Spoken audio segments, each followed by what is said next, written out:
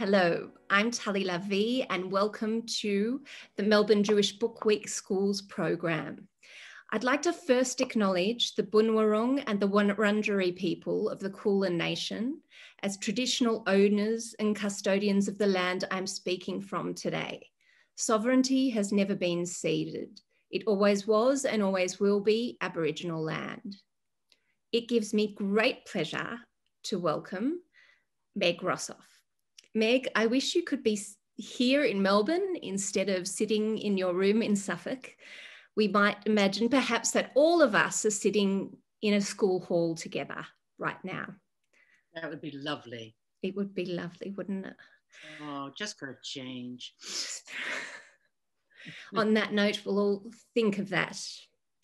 Meg has written 9 novels. These include The Dystopian Beauty, How I Live Now, which won a number of awards and was made into a film, and her most recent delightful novel, the office comedy Jonathan Unleashed. Meg has also written the illustrated chapter book series for younger readers McTavish, in which the eponymous canine hero comes to introduce order to the Peachy family.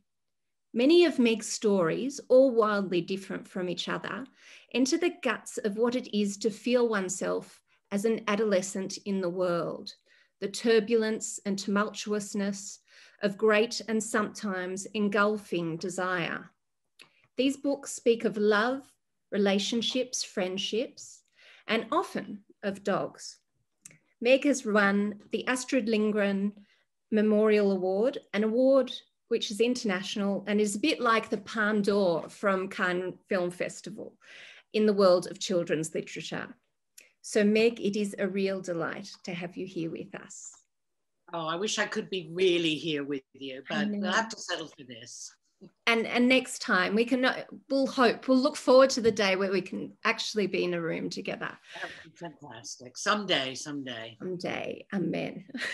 Before we begin to speak about The Great Goddens, which is a novel which works on its readers like the seducer at its core, I'd like to take you back to your genesis, which feels fitting for Melbourne Jewish Book Week. You grew up in suburban Boston in what you've termed a nice Jewish family. What did that look like?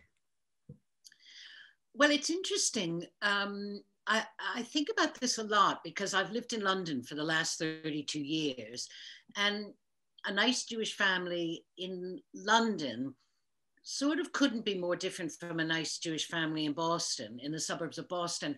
We were in a very sort of academic enclave where being Jewish meant being intellectual. And so there was less, I was bat mitzvahed and I had Hebrew school 3 times a week and all that kind of business, but it was a kind of secular Jewishness in a way. It was about the values and more than anything about the artistic and the intellectual values. So the synagogue that we went to was originally Leonard Bernstein's synagogue, and it was the first conservative Jewish synagogue that ever opened in Boston. And by the time we went, it had moved out to the suburbs.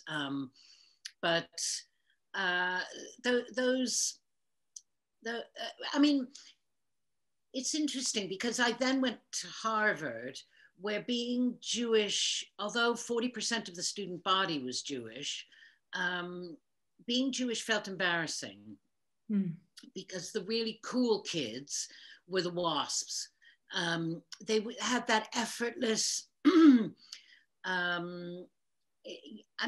in looking back, I think in a way it was almost a kind of sexlessness. And Jews were messy and noisy and sexy and hungry and all the things that WASPs weren't. And so I really aspired towards that kind of preppy, cool. And my very best friend at Harvard was a gorgeous Jewish girl from New York City who had both. She was very, voluptuous and sexy and and funny and New York. And she used to say to me, why do you like those guys? They're not sexy. There's nothing. What appeals to you about them? But I couldn't explain to her that what I loved was the lack of mess, I guess. And my family, although we were quite waspy Jews in a way,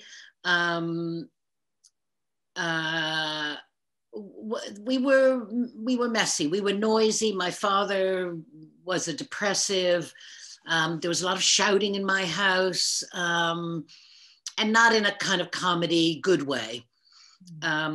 So, and of course, then I've ended up in England, where it is the kind of quintessential WASP environment in lots of ways. And it allows me to be as messy as I want, because they go, oh, look at her, she's Jewish, or look at her, she's American. Whereas it's really just me not fitting in anywhere exactly, but allowed to be the noisy, outrageous.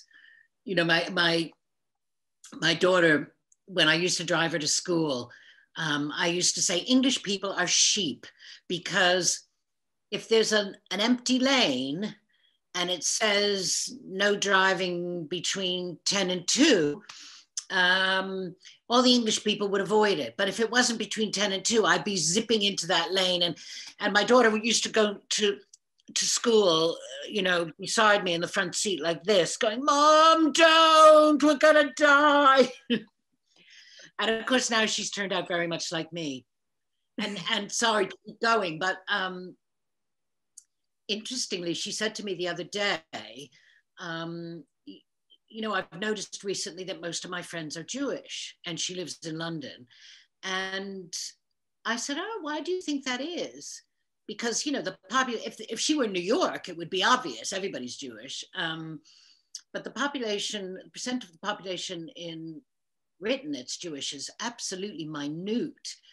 So, and she didn't have a religious upbringing, but so I said, why do you think that is? And she just looked at me like I'm an idiot. And she said, well, it's the sense of humor, obviously. So yeah, that's it in a nutshell. To be a Harvard Jew is all I thought of during that description of it. But the messiness, yeah, it makes sense. And I love how that will come back to your novel when we speak about it later. The idea of that kind of being without sex and yet sexy for being that. That's part of the Goddens allure in a way. Yes.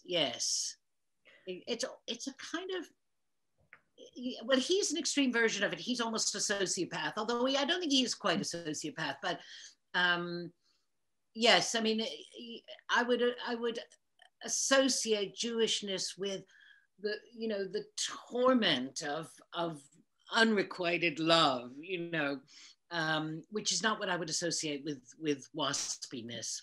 Yeah. But then also, also at Harvard, I was just going to say briefly, also at Harvard, there was there were the absolute classic first generation, really striving Jews who, so for instance, I arrived at my room and there were 2 bedrooms and a living room. And one of the bedrooms was a single and one was a double. And of course, I, in my waspy Boston way, waited for the other 2 to arrive. And so I went out with my mother and we had some coffee. And when we came back, the striving Jew from Brooklyn had grabbed the single bedroom. So, I was caught between sort of 2 extremes in a way.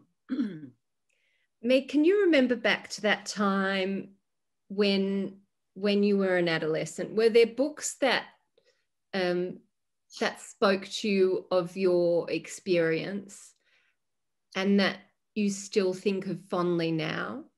Oh my God. I mean, look, in those days, readers were readers. I mean, not everyone was a reader then any more than everyone's a reader now, but there was so few distractions that if you were a reader, you did what I did and just hung around in the library waiting for the new books to come through the door. So, I mean, you know, what immediately I remember, there was a book called A Separate Peace by John Knowles, which was about two boys at, I guess this is interesting now, I'm thinking about this, two boys at Phillips Andover or something, very waspy. I loved Chaim Potak's book, The Promise, and what was the first one called? My Name is Asher. Chosen. Oh. The Chosen and The Promise. Do you know about those? They were absolutely amazing, about a Hasidic boy and an Orthodox boy, very intellectual, who become great friends. And that was Williamsburg, I think, New York. You know, I read everything. I read A Wrinkle in Time was probably my favorite book. I don't know if people still read that one, but the main character is called Meg. So, and there's still a line in that book that to this day I think about and I talk to students about, which is there's a moment. I mean, if anyone hasn't read A Wrinkle in Time, I really recommend it, even though it's an old one. It's kind of a fantasy novel. And this girl, Meg, her father is taken away to a dark planet and she has to rescue him. And as they're traveling to this dark planet, these three witches give the children each a gift. And the gift that Meg gets is they give her the gift of her faults. And she says, oh my God, I don't want my faults. Take them back. I don't want them. But of course, it turns out that the fact that she's impatient and passionate and a bit and difficult and all those things is what saves the day.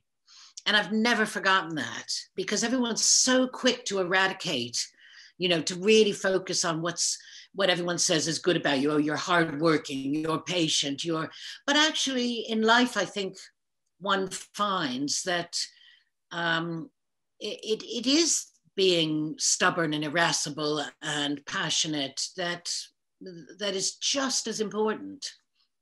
The messiness again. The messiness again.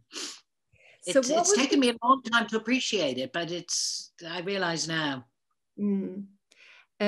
Actually, you mentioned Wrinkle in Time, and then there's a more recent book by Rebecca Stead called When You Reach Me. Yes.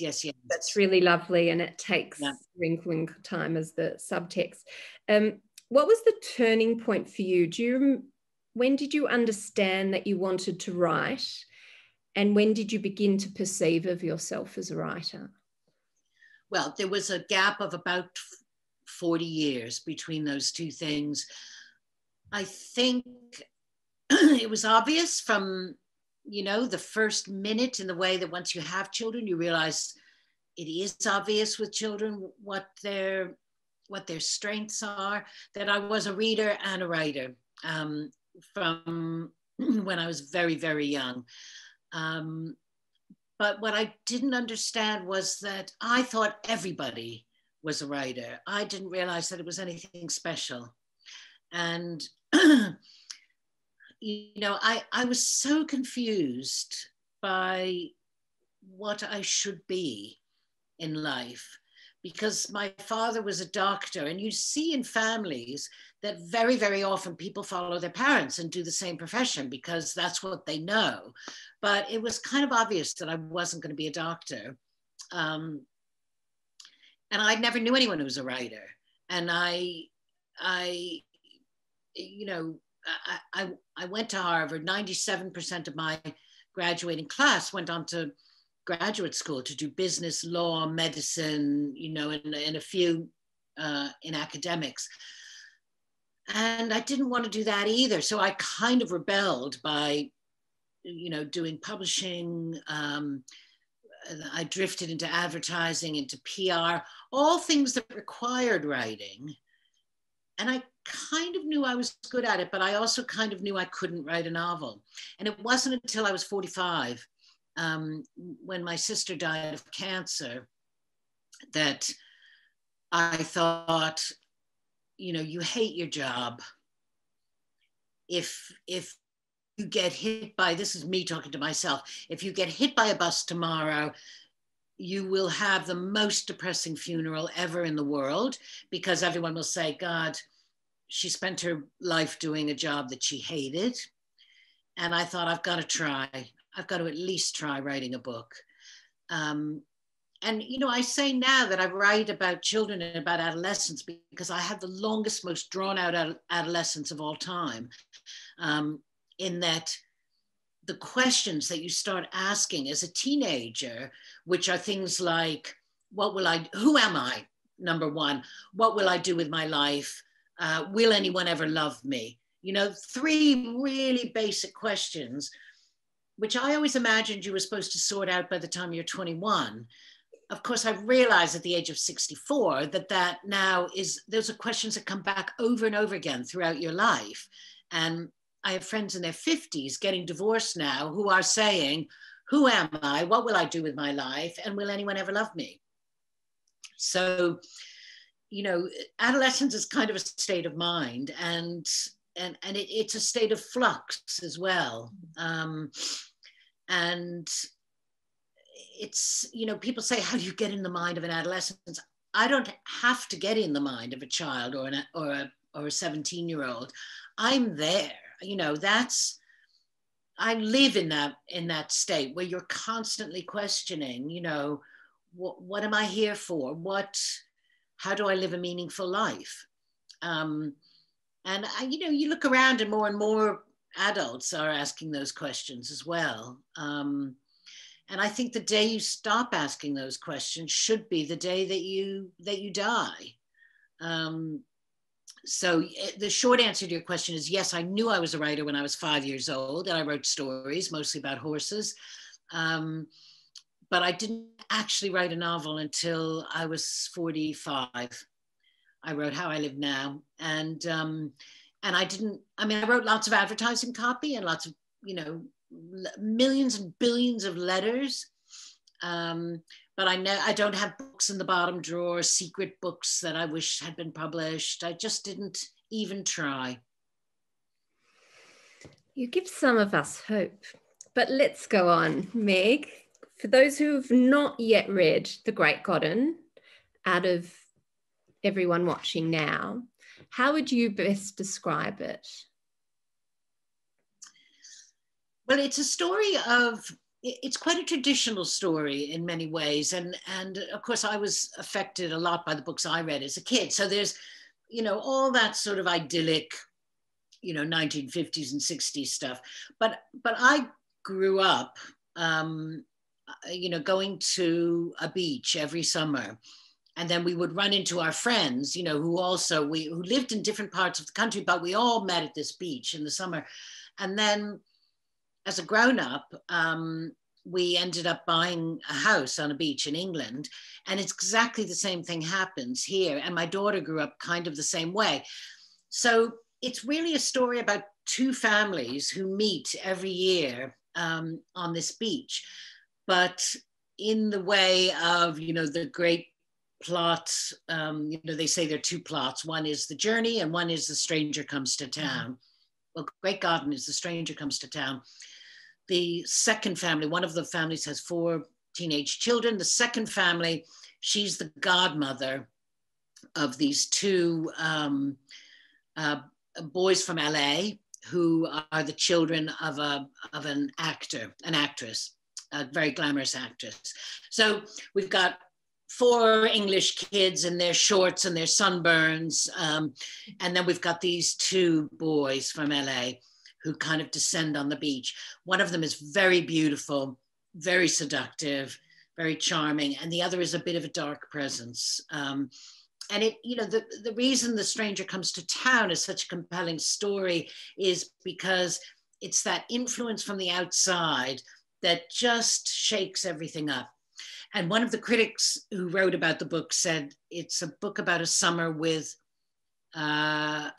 too much sex and not enough love. So I thought that was quite a good summing up. That is a great summing up. I'd like to go now to a question from Sophie Schwartz of King David School, who is in year 11. And she has a couple of other astute questions we might get to later. Her question is the inspiration for the title Invoking the Great Gatsby at all? Yes, it evoked two things. I mean, titles are really an interesting part of writing a book. I always start with a working title of some sort. That usually 90% of the time that changes. What you hope is that as you go along writing the book, that a title comes to you. And in this case, I was thinking of two things. I was thinking of The Great Gatsby, which also took place over one summer. Also has a very charismatic but rather disturbed figure in the middle of it. But I was also thinking about circuses, you know, like the great Walensky's, you know, acrobats, you know, the idea of a kind of a circus trick, a vanishing act, a magic trick. And so it's not that I'm referencing, I don't want you to read the book thinking about The Great Gatsby necessarily, but I want those resonances to sort of pop in your head, you know, both maybe the circus and the Great Gatsby. Well, it did come to me as somehow having the atmosphere of The Great Gatsby. For other reasons, there's like the haunting of ideas of beauty and ruination, and you know, there's something of the narrator's detachment, but it really is its own tonally. Thinking of this book really made me think about how language works, how often the languages of art, like visual and textual, open up possibilities, whereas oftentimes the way we talk in public, the language we employ, can reduce or constrict reality. Here we have a narrator, and when we're reading from this character's perspective, there is real openness. There's a willingness to not have to know whether they're male or female or non-binary or other. But then when we speak about them, it becomes harder to maintain this openness. That's very true.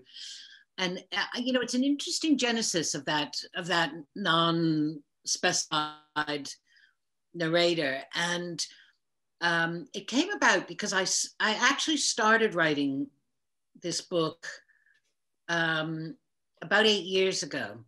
And I wrote 25,000 words, which for me is a good solid first draft. And I abandoned it. And it was the only book I'd ever abandoned. And the reason was that it was dead. And the dialogue was fine, the story was fine, but the book itself was dead and I couldn't make it come alive. And it seemed to be a bit of a problem with the narrator. I didn't know whether the book should be in third person, first person. Was the narrator male? Was the narrator female? And I picked it up again about 5 or 6 years later and read the draft, just kind of out of curiosity, because I found it on my laptop. And I could immediately see what the problem was. And it was that the narrator wanted to remain hidden. And the minute I did that, and the minute I hid him or her from view and allowed that person to sort of, you know, you don't refer to your gender when you're in the first person. You know, what's trickier is not having anyone else refer to it. And lots of people have told me, oh, I know what you were thinking when you wrote this book because I can find the clues. And there are moments, for instance, where one of the characters calls the narrator sweetheart. And a bunch of people, you know, have said to me, oh, well, so we know it's a girl. But I don't think that's true. I think I'm as likely to call a teenage boy sweetheart as I am a teenage girl. And, you know, gender is something I've always been really interested in. The world is now catching up with me. Everybody else is interested in gender now.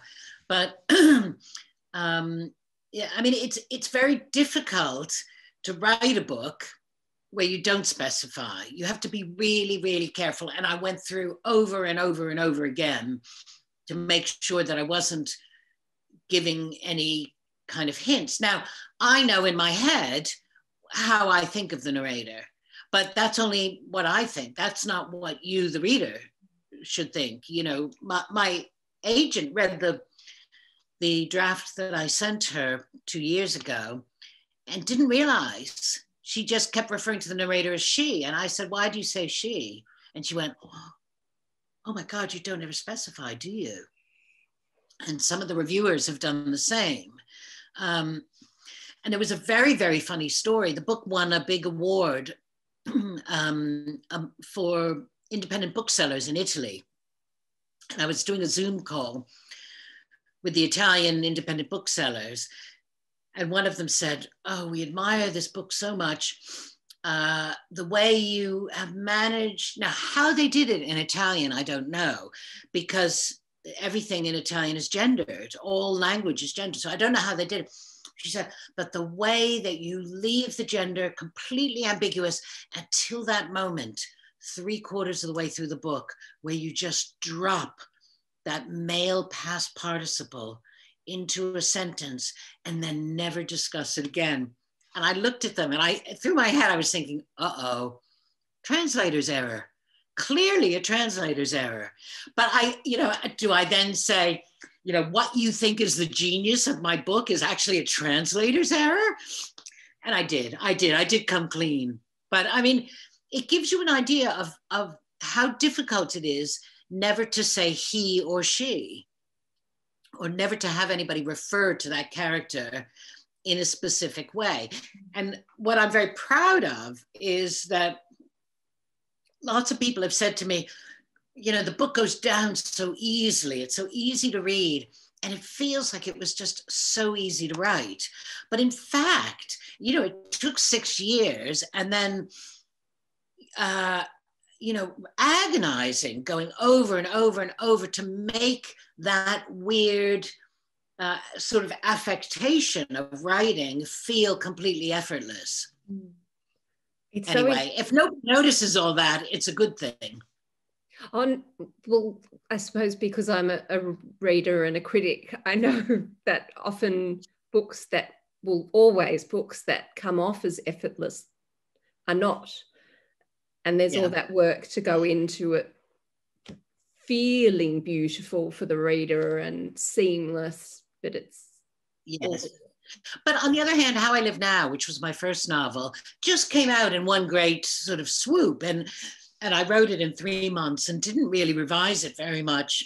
And, at the time I thought, God, why didn't I start writing earlier? It's so easy. I can write a bestseller every 3 months and, I'll be a bazillionaire.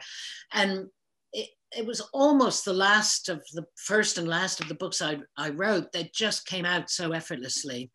They're all different. Some of them are harder than others, but the goal at the end is to make it feel absolutely inevitable so that the reader just feels gently swept along by a story and never notices, God, I spent a month right at that little juncture thinking, what the heck happens next?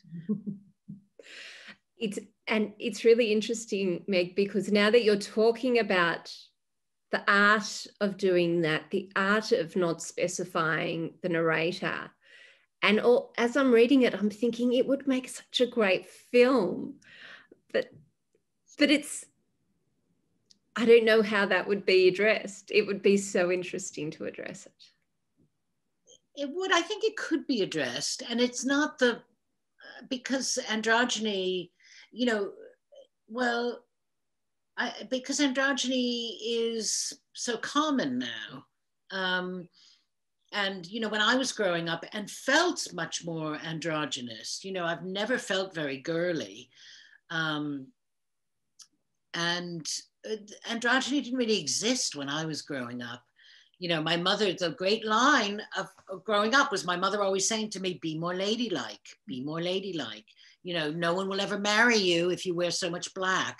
No one will ever marry you if you're, if you talk so much.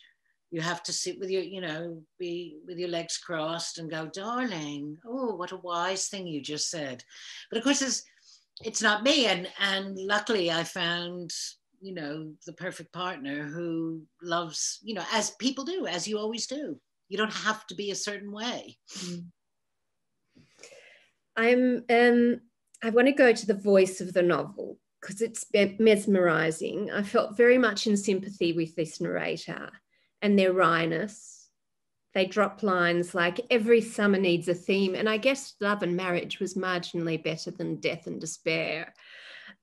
There's just such a great sense of wit to them. They pride themselves, and it's really hard to speak about the narrator in terms of he or she or other. So I'm going to say them for these purposes. The narrator prides themselves on their astuteness, and one could say that they write the world around them through their drawings. Did you feel especially close to this character as a writer yourself?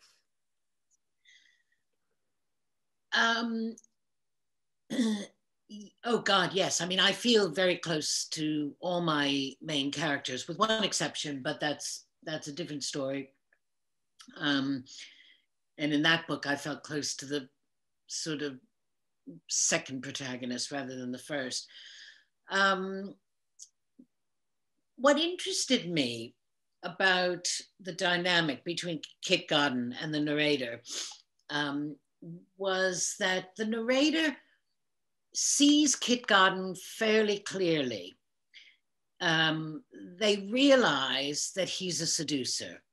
They realize that Kit, they have all the evidence that Kit is actually having sex with the sister, with their, you know, beautiful younger sister. And yet, a seducer is a seducer. And, you know, my American editor said to me, oh, this is a book about toxic masculinity. And I said, you know something, it isn't really. It's a book about a character whose beauty lets him get away with it. And, you know, he doesn't rape anybody. He doesn't kill anyone. He doesn't damage anyone for life. Everyone comes out of it slightly, you know, chagrined and a bit older and wiser, but he's not, I don't think of Kit Godden as evil, but I think beauty can be a really dangerous quality in a man or a woman, and it can lead to an ability to seduce, and therefore, why not use that ability? And, you know, it's calling him a toxic masculinity, to me, oversimplifies what he is, because the adults don't really recognize what's going on, but certainly the narrator sees it, and sees it quite clearly, I think. Doesn't see his brother very clearly, at least for a while. But I've always been interested in that idea of beauty. What is it, you know, everybody wants to be beautiful, but, you know, what are the responsibilities of beauty? What is the danger of beauty? You can have everybody. Is that a good thing? You know. Well, maybe now is a good time to actually introduce us to Kit in the novel. Do you want to read to us? Oh, yes, right. Okay, it's just a little short thing, but this is literally the introduction of Kit when he first arrives in a black, not a limousine, but a black Mercedes with his mother and his brother. And both families are there on the beach waiting for them to arrive. The attention of the receiving line shifted suddenly, as if following the ball in a game of tennis. Kit climbed out of the back seat, and Mattie's expression shot into focus, something we hadn't seen in ages. For one thing, she almost never found herself the second best looking person in a crowd, so meeting Kit must have been a shock. Mattie was accustomed to admiration, having just the right amount of curve, length of leg, largeness of eye and generosity of mouth to cause men and women of all persuasions to stop, look once, look again. But Kit Godden was something else. Golden skin, thick auburn hair streaked with gold, hazel eyes flecked with gold, a kind of golden Greek statue of a youth. He wore an ancient polo shirt with an alligator on the breast, baggy khaki shorts and flip-flops. His longish hair sprang from his head like Medusa's snakes. Occasionally, he raked it backwards with his fingers. In my memory, he seems to glow. I can shut my eyes and see how he looked to us then, skin lit from within as if he'd spent hours absorbing sunlight, only to slow release it back into the world. His voice was golden too, low and intimate, not squabbly and peevish like ours. Kit Godden turned his gaze on each of us in turn, smiling a smile full of light. There was self-assurance in his voice and the requirement that everyone lean in a little to hear him. Mattie was introduced first, and Kit solemnly offered her his hand. I expected a flash of lightning from the collision of hot and cool, or an earthquake at the very least. Within 4 seconds, he had charmed her practically to death. I love that section. That description of Kit is, and as you say, you're really open to playing with gender or notions of gender. And I think in lots of ways, Kit could be, the female seductor here. His beauty is, you've got his Medusa-like curls. That there's a classical notion of the female, traditionally female form. Yes. Or the Greek god. But I mean, there are two references, the golden Greek god, and Medusa, who is female, with the snakes that turns anyone who looks at her directly into stone. So he's immediately set up as entirely attractive and also somewhat repellent at the same time. I think the narrator has a really sharp take on what you're talking about as beauty as currency and its costs. And here's something they say: not for the first time, I wondered about the perverted values of the human race, how beauty trumps nearly everything, including goodness, money, and talent. On its own, of course, it's useless, a wasting asset, and very possibly ruinous for the owner as well. Even the Mona Lisa must get tired of being stared at. There's lots of looking going on in this novel. There's, the object of the gaze. There's Mattie who actually constructs herself as being the subject of the gaze. As an Instagram girl, in a way. She is a very modern girl, and she knows she's beautiful.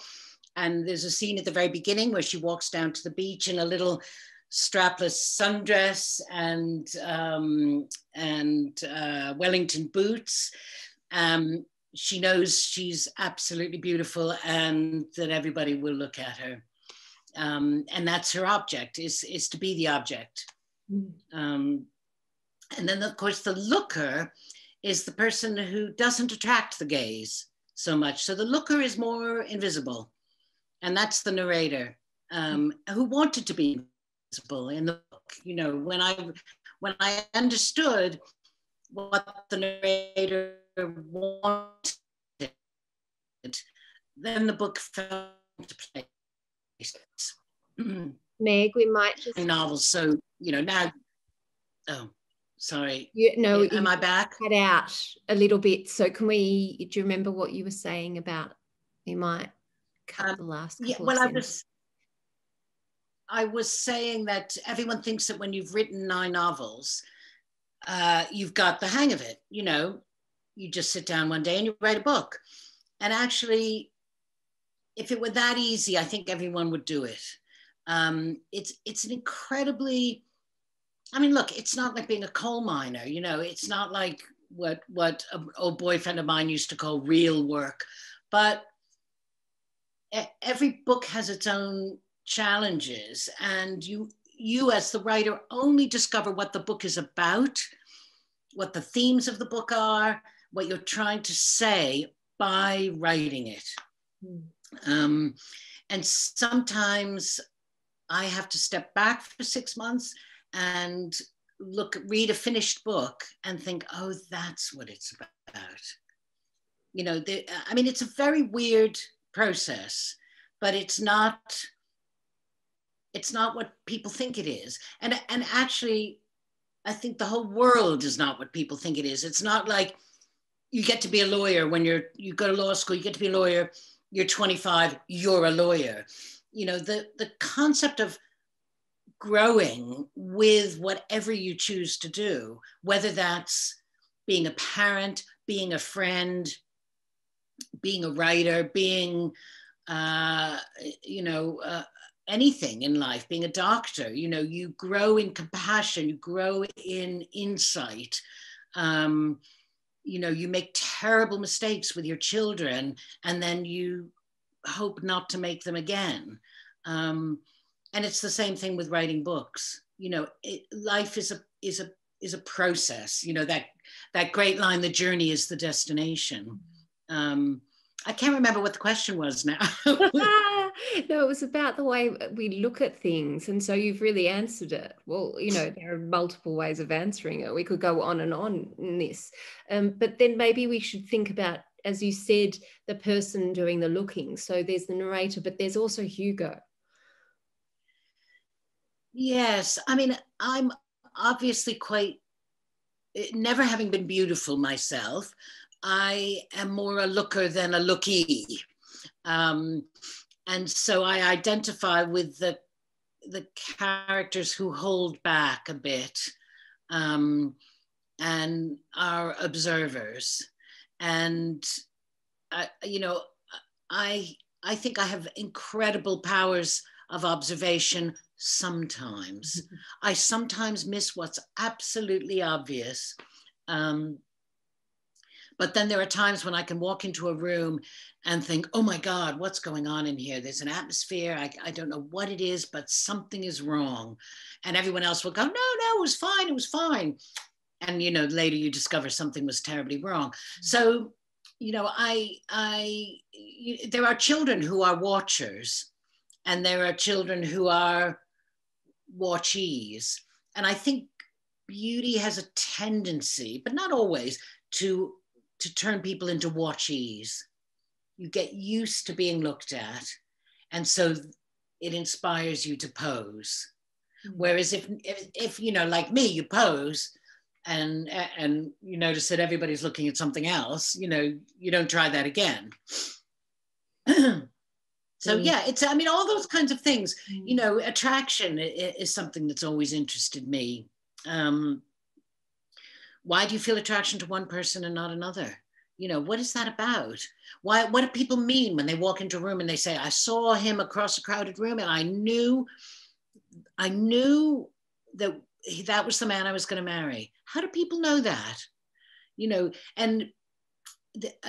Sorry, I'm going off on tangents. There's a great story about a horse in Germany I think it was in the late 1800s, called Clever Hans. Do you know about Clever Hans?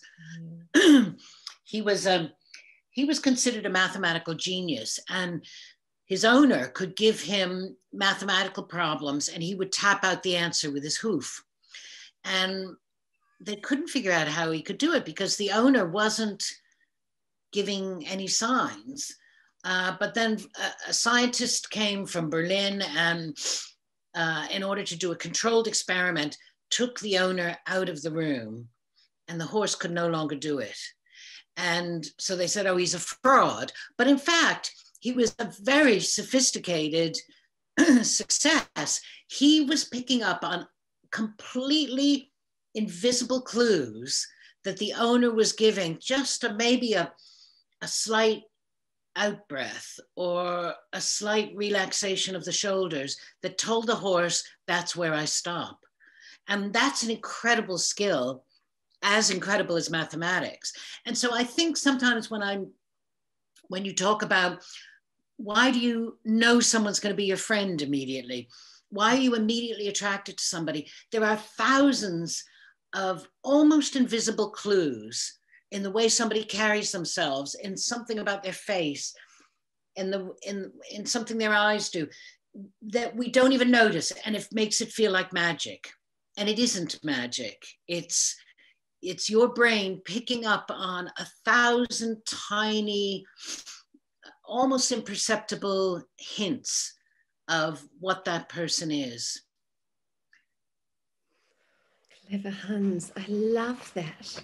I think now's a good time to actually speak a little bit about the sensuousness of the novel, because I think that is a big part of it. There is this real tonal sense of the way we fall in love, the way we, or even fall in lust. You evoke the headiness of relationships, the falling for a person, the lusting, the need without end. There's both the physical and emotional succumbing, the caving in. I remember a particular craving for reading books that particularly spoke to that desire of adolescence, that liminal space of wanting a mirroring of that onrush of feeling. This is that kind of book. I read books like Bonjour Tristesse, and I think it's why books like Twilight or the recent Heartstopper series work, whether they are great forms of fiction or not. Was this something that you knew was going to be its kind of tonal, I'd say that its mode? Yes, in short. I think writing has to come from a very deep place. And for me, one of the deepest places in my psyche and some of my most, profound and vivid memories are of being young. And, there was a boy I loved who was endlessly elusive. But he would show up at my house. He also had a house on the beach. He would show up at my house and we would go off to a deserted beach together and, go swimming and, sit on the beach at night together. And it was so unbelievably glorious, is the only word I can explain. I mean, it was so romantic. I remember my father once saying, "Are you in love with him?" And me thinking, well, I don't know, but I was in love with feeling in love. I didn't really know very much about him. He was kind of mysterious, and this sort of funny on again, off again relationship went on for years with other people in between. And when I lived in New York, he would sometimes show up in New York. I mean, he was a weird, mystical character. But, there was one night in particular where we drove off in his funny old car to the beach. We were sitting on the beach. We went swimming, and we were kissing, and we looked up at the sky, and it was the Perseid meteorite showers. Suddenly the stars were just falling out of the sky. It was, I still get chills thinking about it now. It was romantic in a way that a book reader would be unable to resist. Or a human being might be unable to resist it as well. That's still, those memories are still so strong. They don't get less strong as you get older. In fact, they might even get more strong. They you think your whole life is going to be like that, and it isn't. So those moments of just feeling this is what love is all about. This is what sex is all about. This is what feeling wanted is all. This is what kissing is all about. You know, they never have that quite that feeling ever again, because you're young. Your brain is much less filled with stuff, and you believe in the romance. I'm just subduing my inner sob, Meg, because that was so beautiful. That was really beautiful. I maybe we'll go to love or notions of love. You start the book off with the very opening kind of catapults us into this experience. And I'm just going to read the first paragraph. Everyone talks about falling in love like it's the most miraculous, life-changing thing in the world. Something happens, they say, and you know. You look into the eyes of your beloved and see not only the person you've always dreamed you'd meet, but the you you've always secretly believed in, the you that inspires longing and delight, the you no one else really noticed before. I wondered if we could talk about this notion of a part of oneself that is unrecognized and even unknown until it is brought to the surface by someone else. Well, interestingly, I think in a way it goes back to what we were talking about before, about flaws, about, you know, the things that you're always trying to hide from people. And then somebody comes along and says, I love you for that. I love you because you're messy, because you're noisy, because you're opinionated, because you're so often wrong. And I think, you know, the wrong kind of love, everybody, kids, listen to this. The wrong kind of love is when you have to put on your makeup in the morning so they don't ever see what you really look like. You know, the right kind of love is when they look at you at your absolute worst with the black circles around your eyes and, you know, your hair turning white, and they say, that's what I love, rather than I love this perfect thing. And so the idea of the hidden, you know, the secret you, who people so often believe is unlovable. You know, I have to keep that secret me hidden because no one will ever love that. And of course, that's what the real lover falls in love with, the mess. Back to the mess. Back to the mess. I wanted to go to one of the other questions that that have been sent through, and it is around Hugo and around your choice to, why did you choose to have Kit and Hugo coming from a dysfunctional family? This is a question from Rain Polivoy Geller. Furthermore, why did you choose to have each of their vulnerable and tumultuous emotional states go in such different directions? Such a good question. Well, first of all, you know, as Tolstoy said, all happy families are alike. All unhappy families are unhappy in their individual ways, or whatever the translation was. You know, happy families don't interest me at all, really. Although weirdly, I think in a way, you know, my husband, my daughter, and I are quite a happy sort of group of three. So maybe I've created a happy family. But most interesting people come out of messy, you know, difficult families. So of course they would have to come out of a difficult family. And they wouldn't have been dropped on the beach if there hadn't been a problem. And I suppose also, you know, the idea of siblings as being very disparate characters is something that I bring from my own family. And I think is quite common. You know, and especially if, as the hint goes in this, that they've got different fathers. So, yeah, I mean, they wouldn't have had to have different fathers, but the idea of quite different siblings, it rings a bell with me, because I was one of 4 girls and we were all quite different, you know, really very. I wanted quickly, because we need to wrap up, and I wish we didn't. I wish we could go on and on. But I'm quite interested in knowing how this age of the pandemic has affected your writing. If you've been writing during this time, or if you've been experienced periods of inertia, it's been quite fracturing.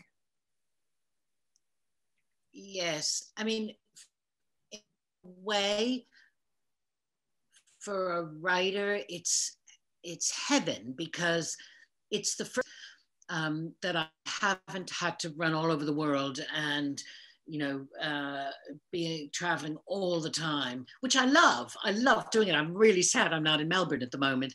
But on the other hand, there I was with sort of endless amounts of time. And I wrote a book last summer. I wrote the whole first draft. That'll be out next year. And I lived in that book. That book takes place in New York City in the 1980s, and it was an escape. You know, I just lived inside that book for months. Since then, I haven't written very much, and I hate myself for it. And the inertia has really taken over. I have an idea and I want to get started on it, but I literally wake up every morning going, maybe today. And then somehow today, you know, disappears, as we all know. And when I think to myself, what have I done today? You know, hello, nothing. How could I spend a whole day doing nothing? But it seems to be happening. I mean, I don't know. Coronavirus seems to have infected the atmosphere. So they're like little Pac-Men, you know, eating up productivity. But it'll come back.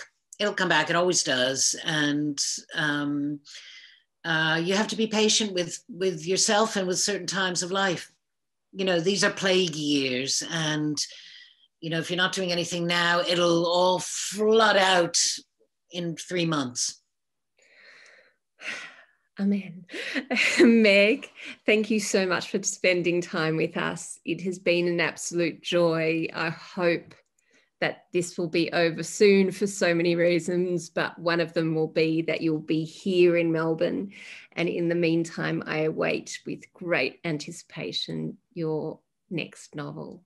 Thank you so much. Thank you so much for having me. I've really enjoyed it. Can't wait to get on an airplane again.